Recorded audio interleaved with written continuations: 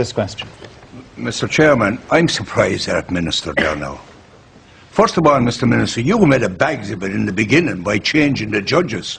You made a complete bags of it at that time, because I went to the Lafay Commission and you had 7 barristers there questioning me and telling me I was telling lies when I told them that I got raped of a Saturday, got a merciful beating after it, and then he came along the following morning and put Holy Communion in my mouth. You don't know what happened there. You haven't the foggies, you're talking through your hat there, and you're talking to a Fianna Fáil man, a former councillor, a former mayor. You're talking to that. What tooth and nail for the party that you're talking about now?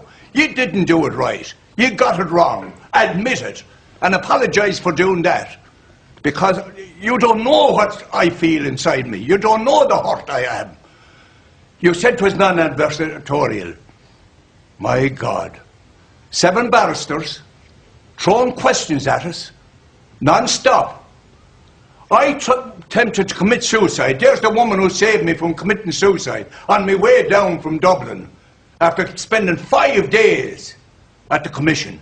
5 days I spent at the Commission. They brought a man over from Rome, 90-odd years of age, to tell me I was telling lies, that I wasn't beaten for an hour, non-stop, by 2 of them. By 2 of them, non-stop, from head to toe, without a shred of cloth on my body. My God, Minister, and could I speak to you and ask your leader, would you stop making a political football of this? You hurt us when you do that. You tear the shreds from inside our body. For God's sake, try and give us some peace. Try and give us some peace, and not to continue hurting us.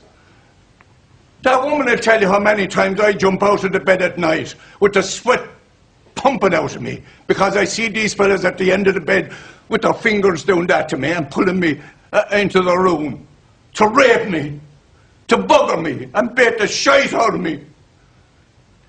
That's the way it is. And you know what?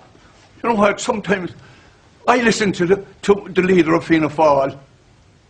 I even listen to the apology. It was mealy-mouthed, but at least it was an apology. At least it was an apology. The Rosminians said in the report, they said they were easy on us. The first day I went to them, the first day I went to the Rosminians, in my home, which is Ferry House in Clonmel, because it's the only home I know,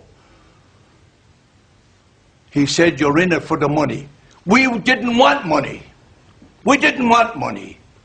We wanted someone to stand up and say, yes, these fellas were buggered, these people were robbed. Little girls, my sister, a month old when she was put into an institution. 8 of us from the one family, dragged by the ISPCC cruelty man, put into 2 cars, brought to the court in Clonmel, left standing there without food or anything. And the fellow in the long black frock and the white collar came along and he put us into a van, not a van, a scud truck. I don't know what you call it now. A scud truck, and landed us below with 200 other boys. 2 nights later, I was raped.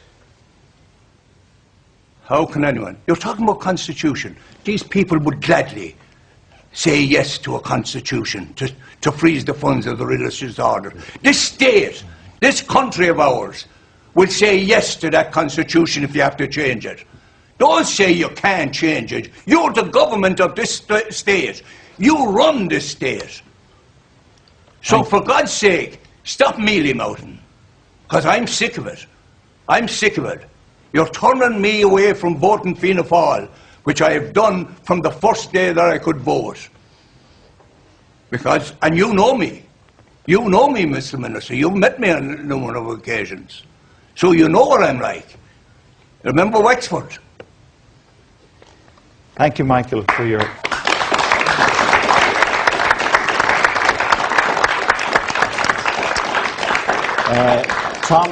Tom Hayes of the Alliance Victim Support Group. Chairman, interesting as it is to listen to the panel about